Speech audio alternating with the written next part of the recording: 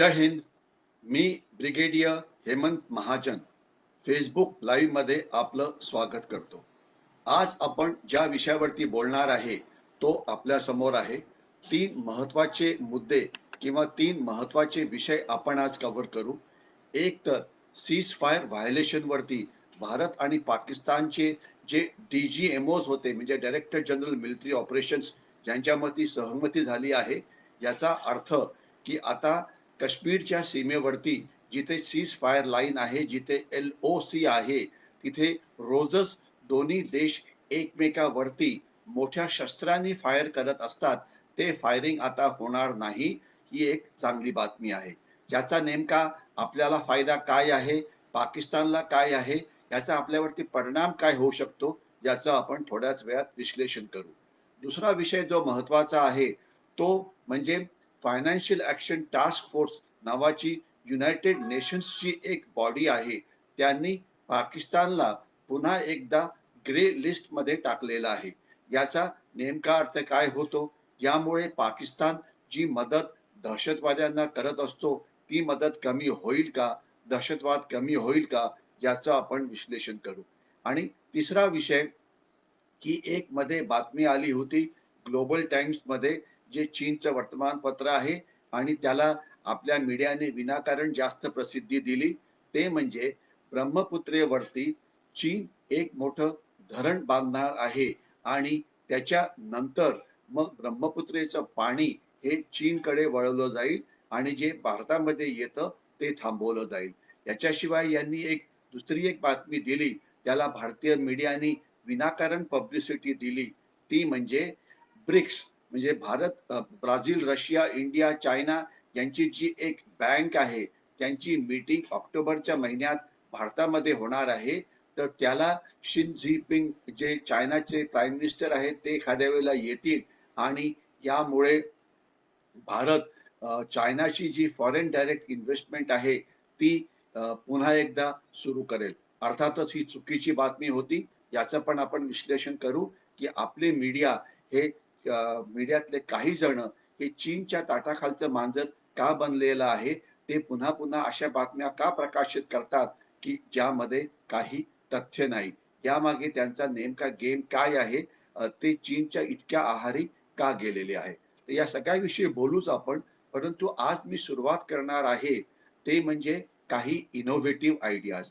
म्हणजे देशामध्ये आपल्याला जर आर्थिक महाशक्ती बनायचं असेल, संरक्षण महाशक्ती बनायचं असेल, तर आपल्याला अतिशय वेगाने प्रगती करावी लागेल आणि त्याकरता आपल्याला काही अशा आयडियाज, अशा संकल्पना वापराव्या लागतील ज्यामुळे आपला प्रगतीचा वेग वाढेल. हे नेमकं कसं करायचं आणि हे आपल्या होतं आहे का? म्हणजे असं म्हटलं जातं की आज जगामध्ये इनोव्हेशन्स, म्हणजे नवीन कल्पनांची जी महाशक्ती आहे ती अमेरिका आहे आणि त्याच्यानंतर अर्थातच चीन आहे. आपण इनोव्हेटिव्ह इंडेक्स मध्ये किंवा इनोव्हेटिव्ह आयडियाज मध्ये जवळजवळ 40 किंवा 41व्या नंबरवरती आहोत. इनोव्हेशन म्हणजे नेमकं काय? एक इनोव्हेशनची आयडिया जी आपल्याला सगळ्यांना माहिती आहे की ते म्हणजे ई मार्केटिंग किंवा ई कंपनीज. अमेझॉन नावाची कंपनी कुठलंही प्रॉडक्ट बनवत नाही, ते फक्त डिलिव्हरीचं काम करतात आणि ते हजारो कोटी रुपयाचा बिझनेस कसा करू शकतात? म्हणजे काम कुठल्याही वस्तू स्टॉक करणं, त्याच्यावरती खर्च करणं ते करत नाही. त्यांच्याकडे जे लोक डिलिव्हरीचं काम करतात ते सुद्धा फ्रीलान्सर्स असतात. म्हणजे ना ती माणसं अमेझॉनची असतात, ना तो सामान अमेझॉनचं असतं, परंतु हे सामान आपल्याला विकून ते प्रॉफिट कमावतात. दुसरं आहे ओला किंवा उबेर, याच्याविषयी आपल्याला कल्पना आहे. हे आपल्याला भाड्याने टॅक्सीज पुरवतात. आता येणारी टॅक्सी ही त्यांची नसते, येणारा ड्रायव्हर हा त्यांचा नसतो. केवळ त्यांनी एक ऍप तयार केलेला आहे, त्याच्यामुळे ते दुसऱ्या कोणाची टॅक्सी, दुसऱ्या कोणाचा कुठला तरी ड्रायव्हर आपल्याला पाठवून ते नफा कमावतात. हे अर्थातच आपण अनेक जण ते वापरतो कारण आपल्याला ते फायदेशीर पडतं. तर अशा काही इनोव्हेटिव्ह आयडियाज आपण करू शकतो का? तर हो, आपण करतो आहे. अर्थातच आपल्या या इनोव्हेटिव्ह आयडियाचा वेग हा जो आहे तो वाढायला पाहिजे. मी 3 इनोव्हेटिव्ह आयडियाज आपल्या समोर मांडीन.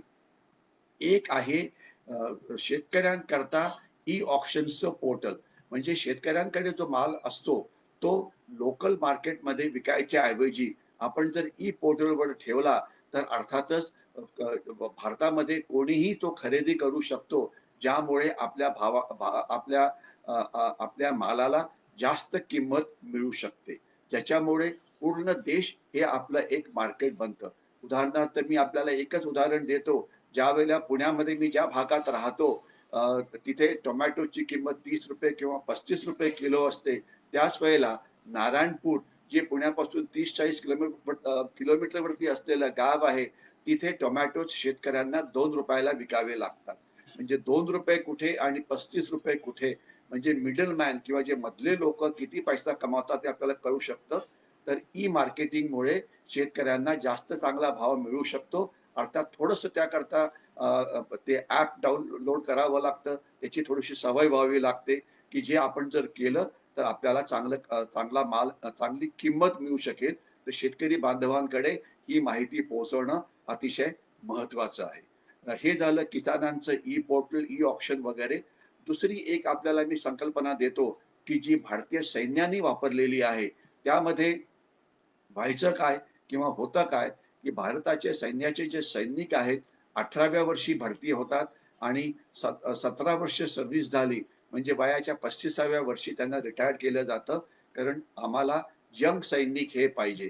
म्हातारे सैनिक किंवा मध्यम वयाचे सैनिक हे चालत नाही, कारण त्यांची फिजिकल एफिशियन्सी, त्यांची मेंटल एफिशियन्सी ही कमी होते. परंतु त्यानंतर त्यांना 35 वर्षापासून तर 70 किंवा 80 वर्ष जोपर्यंत ते जगतात तोपर्यंत त्यांना पेन्शन हे द्यावं लागतं. तर म्हणजे सरकारला खूपच जास्त वेळ पेन्शन द्यावं लागतं.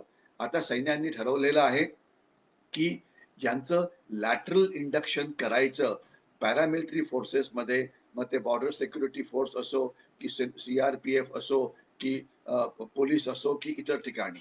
यामुळे सरकारचं पेन्शन वाचेल, कारण ज्या वेळेला त्यांना पगार मिळेल त्यावेळेस त्यांना पेन्शन हे दिलं जाणार नाही. आणि दुसरं, या इतर अर्धसैनिक दलांना अतिशय चांगले असे ट्रेनिंग झालेले सैनिक मिळतील. तर म्हणून हा एक मोठा फायदा आहे. अ, अ, हा फायदा आता सुरू झालेला आहे आणि सरकारने 4,000 सैनिकांना CISF म्हणजे सेंट्रल इंडस्ट्रियल सिक्युरिटी फोर्स मध्ये पाठवायचं ठरवलेलं आहे आणि येणाऱ्या दिवसामध्ये हे अजून सुद्धा जास्त वाढेल. याच्यानंतर मी पुढे जातो. ती आयडिया आहे की धर धर धर आपण धरणं बांधतो आणि तिथे पाणी अडवलं जातं आणि मग ते पाणी कॅनॉल किंवा कालव्याच्या मदतीने पाठवलं जातं वेगवेगळ्या गावांना किंवा शेतींना वगैरे. आणि मग वेगवेगळी गावं आपले बंधारे तयार करतात आणि तिथे पाणी साठवतात वगैरे वगैरे. परंतु ही पद्धत अतिशय खर्च असलेली आहे, खर्चिक आहे.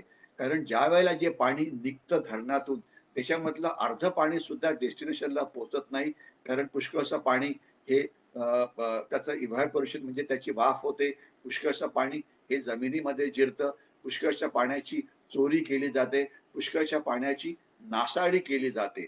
आणि जर कालवे बांधायचे म्हटले तर आपल्याला जमीन विकत घ्यावी लागते आणि आपल्याला कल्पना आहे की कुठल्याही प्रकल्प जर नवीन करायचा म्हटला तर त्याच्यामध्ये 25 ते 30% जो खर्च असतो तो जमीन खरेदीवरती होतो. आणि जमीन जसं कळतं की सरकारला जमीन पाहिजे तर लगेचच जमिनीचे जे रेट्स असतात ते विनाकारण वाढवले जातात. तर याच्यामुळे सरकारचं आणि पर्यायाने सामान्य नागरिकांचं नुकसान होतं. तर आता आपण जे धरणातलं पाणी आहे ते पाईपलाईन म्हणजे मोठ्या लोखंडी पाईपच्या मदतीने आपण गावांकडे किंवा शहरांकडे किंवा शेती करता पोहोचवणार आहोत, ज्याच्यामुळे प्रचंड लॉस जो पाण्याचा होतो तो थांबवण्यामध्ये आपल्याला यश मिळेल. आणि जास्त महत्वाचं असं की ही जी पाईपलाईन असेल ही जमिनीच्या खालतून घातल्यामुळे त्याकरता सरकारला जमीन खरेदी करावी लागत नाही. म्हणजे जशी आपल्या शेतावरनं जर इलेक्ट्रिसिटीची तार गेली तर त्याकरता सरकारला काही पैसे द्यावे लागत नाही, कारण ती आकाशामध्ये असते 100 फूट 200 फूट उंच अशी. तशीच ती पाण्याची पाईपलाईन जर जमिनीच्या खालून गेली तर नक्कीच आपल्याला म्हणजे जमिनीची किंमत द्यावी लागणार नाही. ज्यामुळे पाणी पोहोचवण्याचं काम जे आहे ते अतिशय एफिशियंटली होईल. तर ही एक अतिशय इनोव्हेटिव्ह आयडिया आहे. त्याकरता ज्यांनी ही दिली त्यांचं कौतुकच करायला पाहिजे आणि त्याच्यावरती आता अंमलबजावणी सुरू आहे. आणि मला असं पण सांगण्यात येतं आहे की आता पुणे म्युनिसिपल कॉर्पोरेशन सुद्धा पाईपलाईनच्या मदतीने आपल्याला पाणी पोहोचवणार आहे, ज्यामुळे पाण्याची जी नासाडी होते ती कमी होईल आणि ज्यामुळे मग शेतीला किंवा इतर ठिकाणी आपल्याला पाणी नीट पोहोचवता येईल. आणि पाण्याचा वापर जर त्याचं पाण्याचं जर मीटरिंग केलं तर अर्थातच त्याची काहीतरी किंमत सुद्धा सरकारला ही मिळू शकेल. तर अशा प्रकारच्या इनोव्हेटिव्ह आयडिया, अशा प्रकारच्या संकल्पना जर आपल्याला कोणाला असतील तर त्या जरूर सांगाव्या. आपण त्या वेगवेगळ्या डिपार्टमेंटकडे पाठवू शकतो, ज्यामुळे आपण आपल्या राज्य सरकारला, आपल्या सेंट्रल गव्हर्नमेंटला या आयडियाज पाठवून त्यांना काही चांगल्या संकल्पना देऊ शकतो, ज्यामुळे देशाची जी आर्थिक परिस्थिती आहे ती अजून जास्त चांगली होऊ शकते. आता आपण बोलूया LOC वरती सीज फायर. सीज फायर म्हणजे काय? LOC जी आपली आहे भारत पाकिस्तान सीमा काश्मीरमध्ये 780 किलोमीटर आणि त्याच्या खालती इंटरनॅशनल बॉर्डर सुरू होते. तर तिथे दोन्ही देश एकमेकावरती फायरिंग करायचे.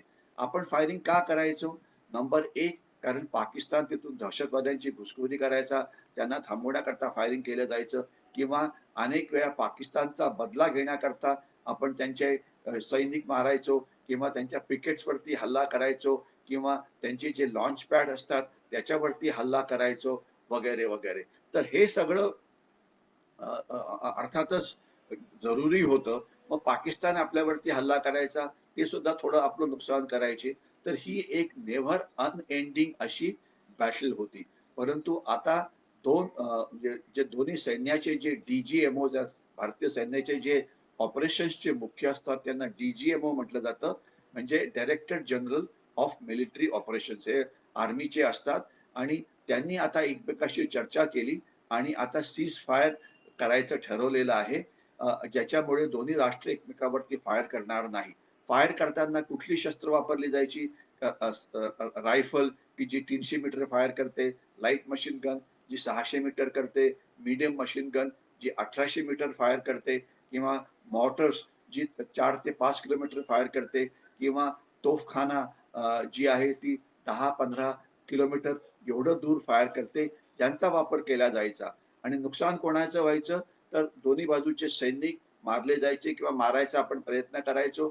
जे नागरिक सीमेवरती राहत असतील, खास तर LOC वरती राहणारे काही जी गावं असतील त्या गावांची नुकसान व्हायचं, काही नागरिक जखमी व्हायचे, त्यांची जनावरही मारली जायची. याच्याशिवाय त्यांना फायरिंग सुरू झालं की आपल्या शेतीमध्ये काम करता यायचं नाही, ती हालचाल सुद्धा करू शकायचे नाही. अशा प्रकारचं त्यांना जीवन जगावं लागायचं, की जे अर्थातच एक अतिशय वाईट आहे. तर आता सीज फायर झाल्यामुळे हे अशा प्रकारचं फायरिंग होणार नाही.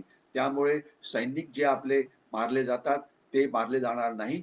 परंतु याचा गैरफायदा पाकिस्तान हा घेऊ शकतो का? तर अर्थातच पाकिस्तान गैरफायदा घेईलच आणि घेण्याचा प्रयत्न करतच राहील. तर म्हणून भारताने पाकिस्तानला क्लिअर सांगितलेलं आहे, जर आम्हाला तुमच्या बाजूने दहशतवादी येताना दिसले तर भारतीय सैन्य शस्त्रांचा वापर करून त्यांना मारेल. म्हणजे सीज फायर हे फक्त अशा वेळेला असेल ज्या वेळेला काहीही होत नसेल, परंतु जर शत्रू आला तर नक्कीच फायरिंग केलं जाईल. आणि दुसरं, जर कुठला जर दहशतवादी हल्ला जर भारतामध्ये झाला तर अर्थातच त्याचं प्रत्युत्तर भारत पुन्हा एकदा सर्जिकल स्ट्राईक पाकिस्तानमध्ये करून करेल, हे सुद्धा भारताने त्यांना क्लिअरली सांगितलेलं आहे. तसं म्हटलं तर सीज फायर हे 2003 मध्ये पहिल्या वेळा झालं होतं.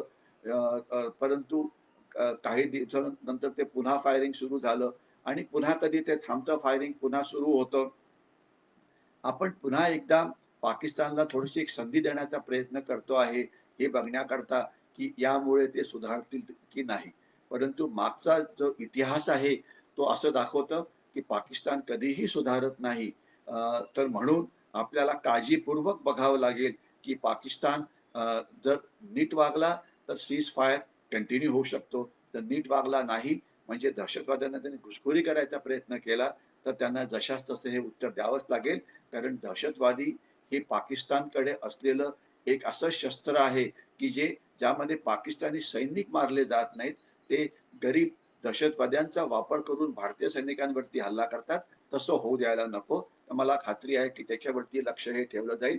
परंतु सीज फायरमुळे तात्पुरती शांतता ही निर्माण झाली असेल, एवढंच आपल्याला समजायला पाहिजे. कारण आपण जर गेल्या 2 वर्षाचे आकडे बघितले तर मागच्या वर्षी 5133 वेळा शस्त्रसंधीचं उल्लंघन झालं होतं आणि त्यावेळेला भारतीय सैन्याचे 46 जवान आणि अधिकारी हे शहीद झाले होते आणि महाराष्ट्रामधले सुद्धा काही जवान आणि अधिकारी शहीद झाले होते. त्याच्याविषयी मी वेळोवेळी बोललेलोच आहे. आणि आत्ताच म्हणजे या वर्षी केवळ या 2 महिन्यामध्ये म्हणजे आज आपली तारीख आहे 28 फेब्रुवारी 299 वेळा सीज फायर व्हायोलेशन झालेलं आहे, ही माहिती आहे. तर म्हणजे हे खरोखरच किती वेळ टिकेल हा प्रश्न आहे. परंतु थोडा वेळ जरी शांतता निर्माण झाली तरी पण आपल्या तिथल्या काश्मीरमध्ये राहणाऱ्या नागरिकांना तेवढी सुविधा निर्माण होईल आणि भारतीय सैन्याच्या सुद्धा कॅज्युअलिटीज कमी होतील. परंतु जर गरज पडली तर आपण नक्कीच पुन्हा सीज फायर व्हायोलेशन करून पाकिस्तानला जशास तसे उत्तर हे देऊ शकतो. आणि गंमत अशी की आता हे सीज फायर व्हायोलेशन इथे होत आहे भारत पाकिस्तानच्या सीमेवरती आणि त्याच वेळेला चीन हा ज्या लडाखची जी सीमा आहे तिथून परत जायचा प्रयत्न करतो आहे. चांगली बातमी आहे. बघूया की चीन याच्यावरती अंमलबजावणी पुरेपूर करतो की नाही. कारण आपल्याला अतिशय काळजीपूर्वक लक्षात ठेवावं लागेल, कारण चीन हा अतिशय धोकेदायक आणि बेभरोसा असा देश आहे. ज्या वेळेला ते ऍक्च्युअली कारवाई करतील त्याच वेळेला त्यांनी हे केलं असं आपण मान्य करू. ओके. याचा पुढचा जो दुसरा विषय आहे तो आहे फायनान्शियल ऍक्शन टास्क फोर्सनी पाकिस्तानला पुन्हा एकदा ग्रे लिस्ट मध्ये टाकलं आहे. फायनान्शियल ऍक्शन टास्क फोर्स काय आहे, ग्रे लिस्ट म्हणजे काय आहे, त्याचा पाकिस्तानवरती परिणाम काय होतो आणि त्याचा भारताला काय फायदा होतो, हे महत्वाचे मुद्दे आहेत. फायनान्शियल ऍक्शन टास्क फोर्स ही युनायटेड नेशन्सची एक संस्था आहे जी अशा देशांवरती लक्ष ठेवते की जे दहशतवाद्यांना मदत करतात, दहशतवाद्यांना किंवा त्यांच्या समर्थकांना किंवा संघटनांना वगैरे, की ज्या संघटनांना ज्या दहशतवाद्यांना आंतरराष्ट्रीय दहशतवादी म्हणून घोषित केलेलं आहे त्यांना कुठलाही देश आर्थिक मदत ही करू शकत नाही. मग ती आर्थिक मदत ऑफिशियली म्हणजे सरकारकडून असो किंवा अनऑफिशियली म्हणजे त्यांच्या बँकांकडून असो किंवा त्या देशातल्या आत असलेल्या संस्थांकडून असो किंवा त्या देशाच्या आत असलेल्या नागरिकांकडून असो. तर हे जे फायनान्शियल ऍक्शन टास्क फोर्स त्याच्यावरती लक्ष देऊन असतं. आणि गेले 2-3 वर्ष आपण पाकिस्तानला फायनान्शियल ऍक्शन टास्क फोर्सच्या मदतीने त्यांच्यावरती अंकुश लावायचा प्रयत्न करतो आहे. कारण याचा मुख्य फायदा काय की पाकिस्तान दहशतवाद्यांना मदत करतो हे जगजाहीर आहे. दहशतवाद्यांना आर्थिक मदतीची खूप जरुरी असते, कारण दहशतवाद्यांना पगार द्यावा लागतो, त्यांच्या शस्त्रावरती खर्च येतो, दहशतवादी मारला गेला तर त्याच्या फॅमिलीला काही मदत केली जाते, दहशतवाद्यांना आत राहण्याकरता पैसे लागतात. म्हणजे दहशतवाद हा आर्थिक मदतीवरती चालतो. जर आर्थिक मदत थांबवली तर दहशतवादाला नक्कीच मोठा धक्का हा पोहोचू शकतो, कारण आर्थिक मदतीशिवाय ते जिवंत राहू शकत नाही. एक दहशतवादी ट्रेनिंग करण्याकरता 3-4 लाख रुपये इतके लागतात. त्यांचा जो महिन्याचा पगार असतो तो 15-20 हजार रुपये एवढा असतो. त्याशिवाय त्यांना जर काही मोठं काम केलं तर बोनस पण दिला जातो. एखादा मोठा सैनिकी अधिकारी मारला तर 1 लाख रुपये, 2 लाख रुपये. काही मोठी घटना केली की जशी पुलवामामध्ये झाली होती तर अजून जास्त पैसे. म्हणजे पैसे हे लागतात आणि हे पैसे पाकिस्तान त्यांना वेगवेगळ्या पद्धतीने पुरवतो. आता भारताने केलं काय आहे की सगळ्या जगाची मदत घेऊन आपण पाकिस्तानवरती लक्ष ठेवतो आहे.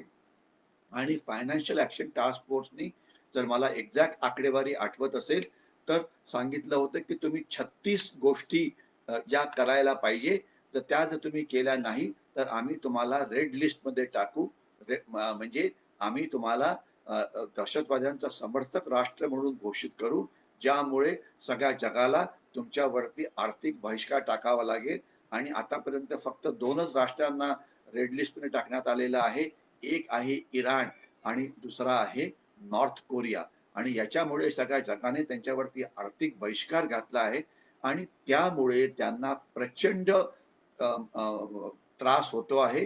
त्यांची आर्थिक शक्ती, त्यांची गडबड करायची क्षमता, म्हणजे दहशतवादी गडबड करायची किंवा अशी करायची क्षमता ही खूपच कमी झालेली आहे. तर आपलं मुख्य उद्देश आहे की पाकिस्तानला या रेड लिस्टमध्ये टाकून पाकिस्तानवरती पूर्ण निर्बंध लावायचे.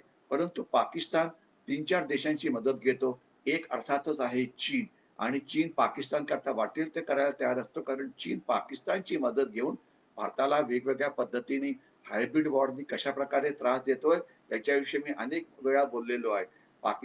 चीन पाकिस्तानच्या मदतीने खोट्या नोटा भारतात पोहोचवतो. चीन दहशतवाद्यांना भारताच्या आत घुसवण्याचा प्रयत्न करतो पाकिस्तानच्या मदतीने. चीन ज्याला म्हणायचं अफगाणच्या चरस हे भारतामध्ये घुसवण्याचा प्रयत्न करतो. चीन पाकिस्तानला ड्रोन्स देऊन पाकिस्तानची जी शस्त्र जी पंजाबमध्ये पोहोचवायची आहेत ती पोहोचवण्याचा प्रयत्न करतो वगैरे. आणि हे खुद्द कॅप्टन अमरिंदर सिंग जे जे चीफ मिनिस्टर आहेत पंजाबचे यांनीच म्हटलेलं आहे. तर म्हणून चीन हा पाकिस्तानला म्हणजे रेड लिस्ट मध्ये टाकू देत नाही. आणि आत्ताच मीटिंग झाली, पुन्हा एकदा चीननी त्यांना वाचवलं. अजून सुद्धा पाकिस्तानला अनेक गोष्टी करायच्या आहेत की जे ते करत नाहीयेत.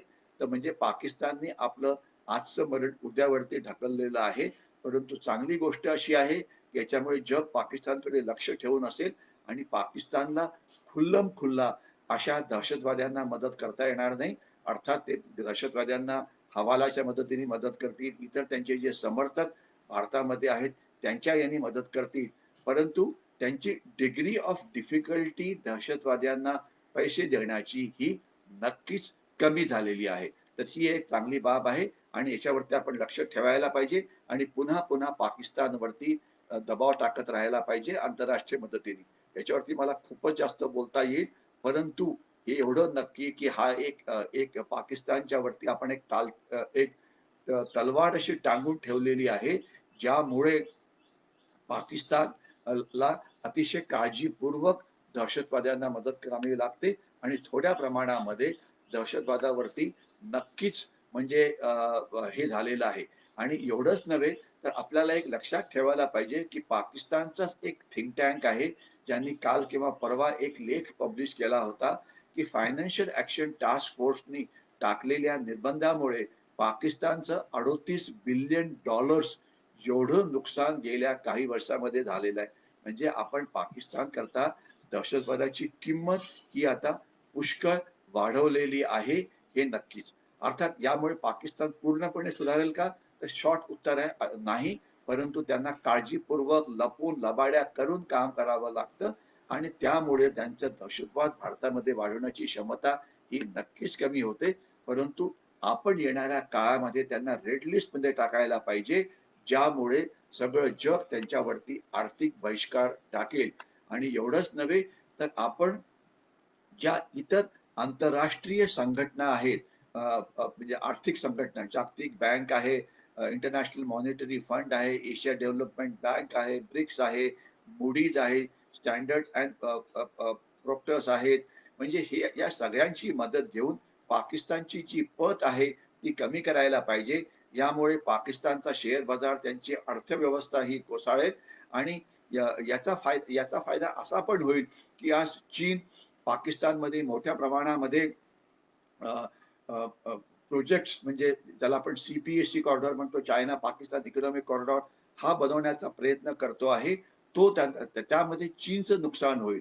म्हणजे आज सीपीईसी म्हणजे चायना पाकिस्तान इकॉनॉमिक कॉरिडॉर जो पाकिस्तानच्या ग्वाडर बंदरातून होतो, 4000 किलोमीटरचा रस्ता करून तो चीनच्या शिनजियांग प्रांतामध्ये जातो. ही चीनचं एक दुखरी नस बनायला पाहिजे, कारण याचा वापर ना पाकिस्तान करू शकतो ना चीन करू शकतो. आपल्याला कल्पना आहे, याच्या आधी पण आपण या विषयावर थोडंसं बोललेलो आहे की बलुचिस्तानच्या लोकांना आता पाकिस्तानपासून वेगळं व्हायचं आहे आणि बलुचिस्तान लिबरेशन आर्मी वगैरे या सीपीएससी कॉरिडॉरवरती हल्ले करतं, ज्यामुळे आज सीपीएससी कॉरिडॉरच्या रक्षणाकरता 3 डिव्हिजन म्हणजे 50 ते 60 हजार एवढं सैन्य पाकिस्तानने तिथे तैनात केलेलं आहे.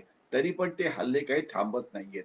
आणि हे जे रस्ते बनतायत याचा केवळ 1 किंवा 2% वापर एवढा केला जाऊ शकतो, बाकीचा वापर केलाच जाऊ शकत नाही. ज्यामुळे हे सगळे रस्ते आणि हे सगळं हे पांढरा हत्ती बनला आहे. एक उदाहरण देतो की चीनने तिथे मोठे पॉवर प्लांट्स उघडले.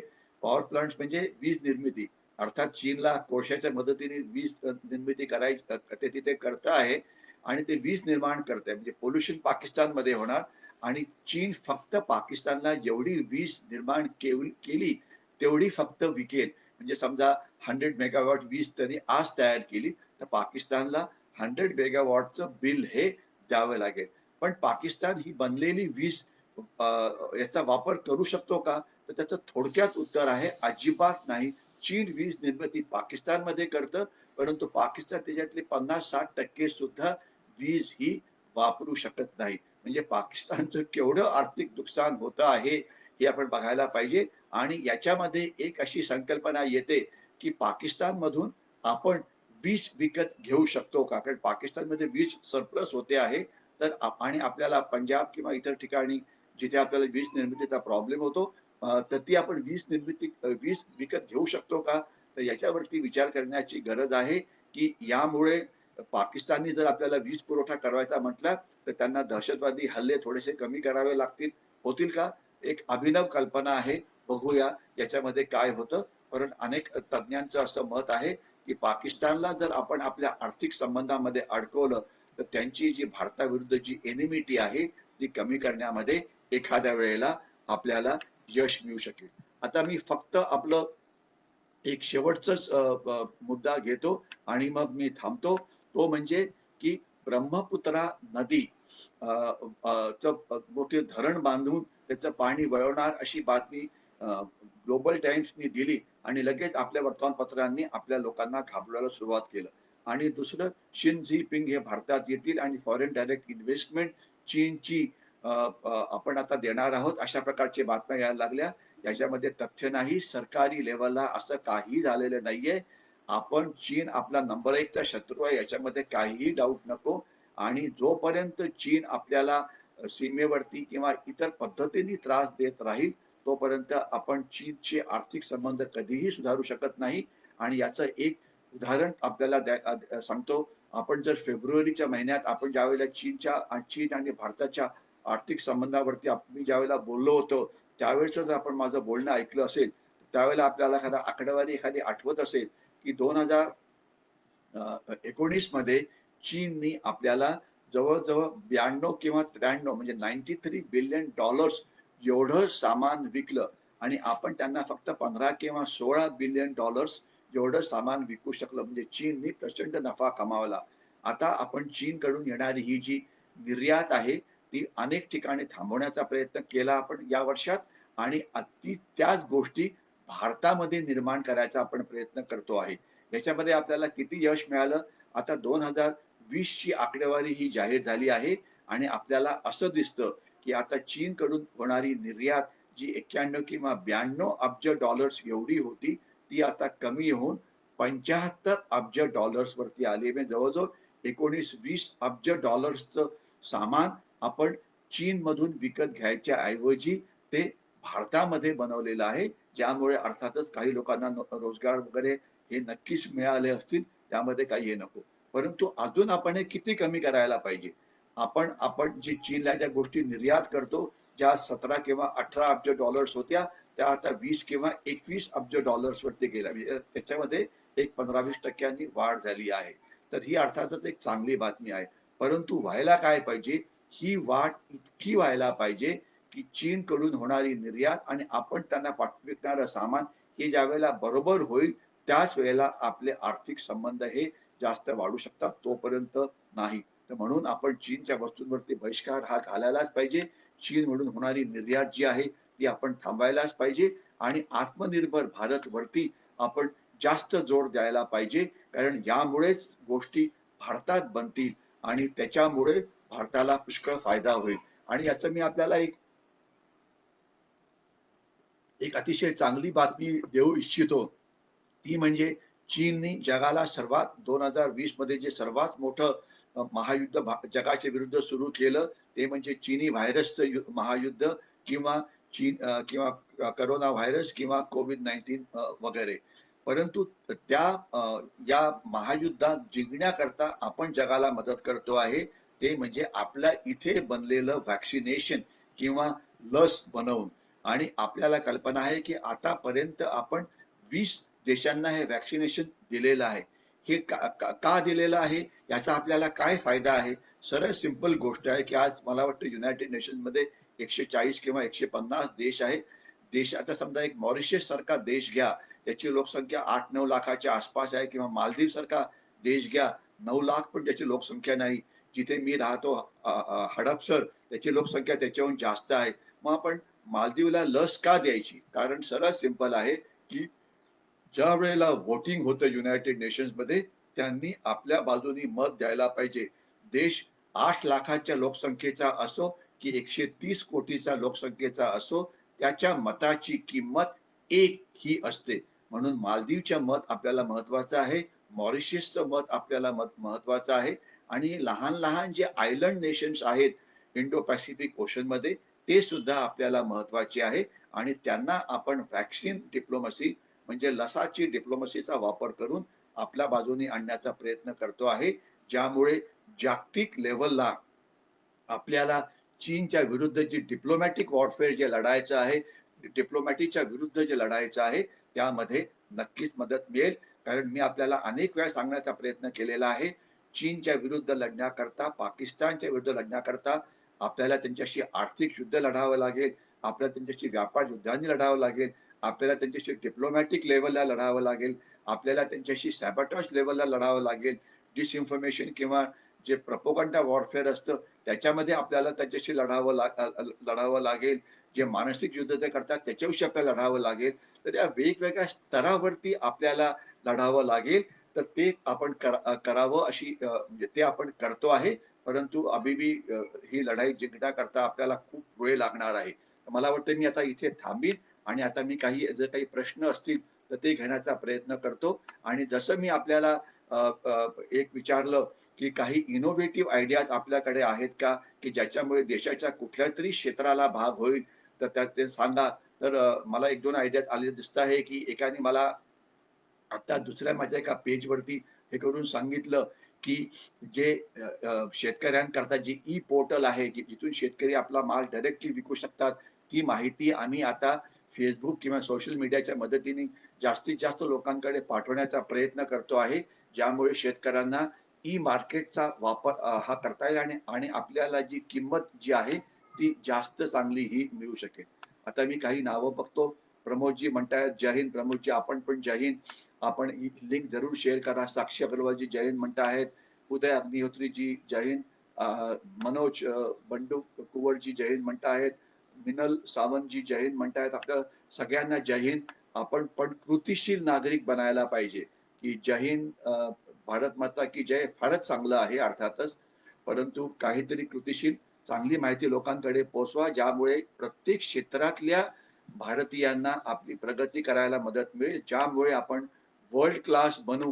हे मला वाटतं महत्वाचं आहे. मी आपल्याला एकच संकल्पना अजून देतो की आता अनेक म्हणजे बहुतेक सगळ्या कॉलेजेसनी म्हणजे आता ऑनलाईन लर्निंग सुरू केलेलं आहे, ज्याच्यामुळे काय होतं की मला एक आपल्याला सांगतो की जळगावला नॉर्थ महाराष्ट्र युनिव्हर्सिटी आहे, आणि एकदा त्यांनी मला तिथे सेमिनारला बोलवलं होतं, आणि त्याकरता त्यांना मला रेल्वेचं भाडं द्यावं लागलं, राहण्याकरता एक दिवस राहण्याची मदत द्यावी लागली, म्हणजे एक 9-10 हजार रुपयाचा खर्च झाला त्यांना.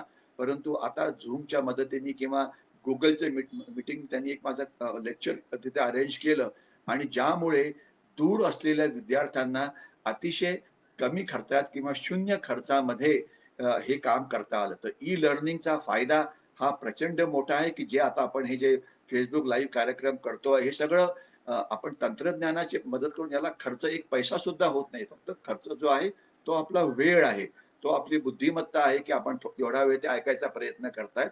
तर ही एक इनोव्हेटिव्ह आयडियाचा वापर आपण खूपच केलेला आहे.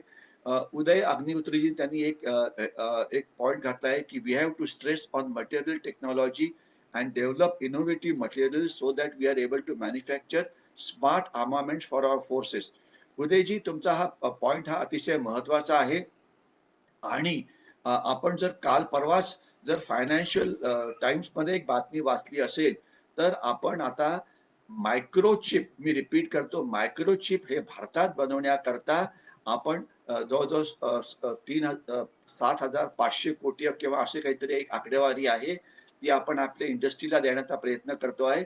7,500 कोटी रुपयाची या इंडस्ट्रीला मदत करून आपण त्याच्या 10 पट जास्त प्रॉफिट त्याच्यामध्ये कमावू शकतो. कारण मायक्रोचिप हे तंत्रज्ञानाचं एक हृदय आहे, हार्ट आहे. तर ते सगळी ठिकाणी असतं. तर मायक्रोचिप वरती बोलायचं म्हणतं ते वेगळाच होईल, किंवा आर्टिफिशियल इंटेलिजन्सचा आपण वापर करतो आहे, तर अर्थात तो आपण वापर वाढवायला पाहिजे. स्मार्ट आर्मामेंट्स आपण तयार करायचा प्रयत्न करतो आहे, आणि याच्यामध्ये आपल्याला एकच सांगतो की आपण आता जे हे बनवलेलं आहे तेजस नावाचं विमान, तर जवळजवळ त्याच्यात 70% भाग हे भारतात बनलेले आहेत. आणि एवढंच नव्हे तर आपण हेच जगाला सुद्धा द्यायचा प्रयत्न करतोय. कारण आपण जर तेजस नुसतं भारतीय सैन्याने विकत घ्यायच्या ऐवजी तर जगाला विकलं त्याची किंमत कमी होईल, आणि आपल्याला पुढचं प्रॉडक्ट हे तयार करायला मदत मिळेल. तर आपण आता आपला एक्सपोर्ट्स वाढवण्याचा प्रयत्न करतो आहे. ही सुद्धा एक इनोव्हेटिव्ह कल्पना आहे, आणि आपण गेल्या 5 वर्षामध्ये जवळजवळ 70,000 कोटी रुपयाची शस्त्र इतर मित्र राष्ट्रांना एक्सपोर्ट केली. मी रिपीट करतो, 70,000 कोटी त्यांनी विकत घेतली. आपण विकत घ्यायला तयार होतो, पण कोणी विकत घ्यायला पण पाहिजे ना. त्यांनी घेतली, याचा अर्थ त्यांना थोडाफार आता आपल्याविषयी विश्वास हा वाटतोय. आपण आता पहिल्या 25 राष्ट्रामध्ये आलेलो आहे शस्त्र विकणाऱ्या. आपण पहिले फक्त शस्त्र विकत घ्यायचो, आता आपण शस्त्र विकतो पण आहे. परंतु याच्या अर्थात हे हे कौतुकास्पद आहे, त्याच्यात काही प्रश्न नाही. आपण आपली पाठ ही नक्कीच थापटायला पाहिजे, परंतु पाठ थापटून चालणार नाही. कारण आपल्याला जी शर्यत करायची आहे ती चीनशी करायची आहे. मी रिपीट करतो, आणि चीन हा जगाला शस्त्र विकणारा नंबर 3 चा देश आहे. तर आपल्याला 25, आपण पहिल्या 25 मध्ये आलोय. आता आपल्याला पुढची उडी 25 वरनं 20, 20 वरून 10, 10 वरनं 5, आणि सर्वात जास्त महत्वाचं की पुढच्या जर 4-5 वर्षात आपण जर चीनच्या पुढे गेलो तर आपण चीनला चांगला धडा शिकवू शकू. चला, आपल्या या आयडिया अशाच प्रकारे देत राहा. याच्यामुळे मी या आयडियाज काही गोळा करीन, आणि जे इनोव्हेशन डिपार्टमेंट भारत सरकारचं आहे त्यांना पाठवायचा प्रयत्न करेन, आणि तुमचं नाव देईन की उद्या अग्नी चतुर्वेदींनी हे म्हटलेलं आहे. तर त्याच्या म्हणजे असं नाही की हे माझ्या नावाखाली जाईल. तर आपण आपल्या बुद्धिमत्तेचा वापर करून कुठल्याही क्षेत्रामध्ये जर आपण काही चांगलं करू शकाल तर ते जरूर पाठवा, आणि हेच आपण याच्या पुढे पण करत राहू. मी इथेच थांबतो. आपल्याला हा जर व्हिडिओ आवडला असेल तर लाईक करा, आणि जास्तीत जास्त लोकांशी शेअर करा. मी आता थांबणारच होतो. इतक्यातच अजून एक प्रश्न आलेला आहे. Mohammed Azeem Siddiqui, can we train Uyghur Muslims and start a civil war with China and bleed China economically and militarily to give a breathing time to our army and soften Chinese pressure on the borders?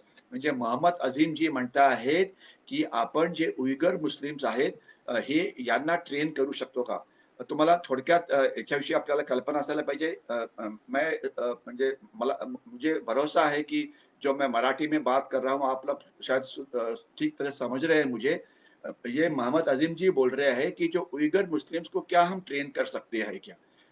Short में मैं इतना ही बोलना चाहता हूँ कि आज China में जो उइगर मुस्लिम्स हैं उनकी पॉपुलेशन तकरीबन 2 करोड़ के आसपास है, और इतना ही नहीं तो उसमें से आज 20-25 लाख जो उइगर मुस्लिम्स है इनको कॉन्सेंट्रेशन कैंप में डाला हुआ है. शॉर्ट में वो जेल के अंदर है. ठीक है, लेकिन चाइना की इकोनॉमिक ताकत इतनी ज्यादा है कि कोई भी देश उनके खिलाफ बोलना नहीं चाहता. कल परसों की ही बात है, United Nations human right council ने कश्मीर का मुद्दा उठाने की कोशिश की, लेकिन उनकी हिम्मत नहीं है चाइना के खिलाफ बात करें, क्योंकि यूएनएचआरसी का जो बजट है वो तकरीबन 40% चाइना देता है, तो चुपचाप बैठ जाते हैं.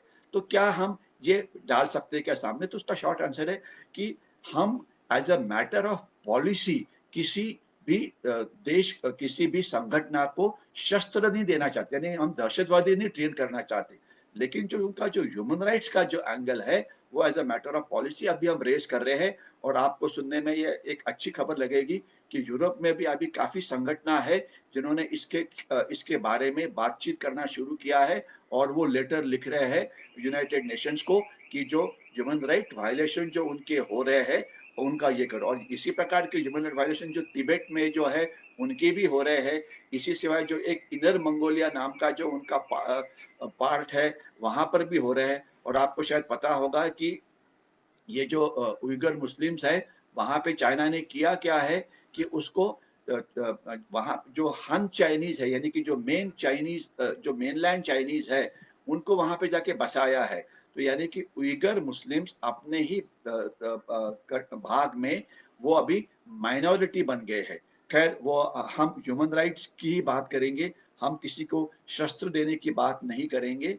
लेकिन ये मुद्दा और ज्यादा उठाने की जरूरत है। ये आपका पॉइंट बहुत ही अच्छा है, ये हम कर रहे हैं, लेकिन शायद इसकी स्पीड बनाने की जरूरत है। तो चलो, आपने ये आज दो सवाल मैंने लिए, उदय अग्निहोत्री जी का और मोहम्मद अजीम सिद्दीकी का।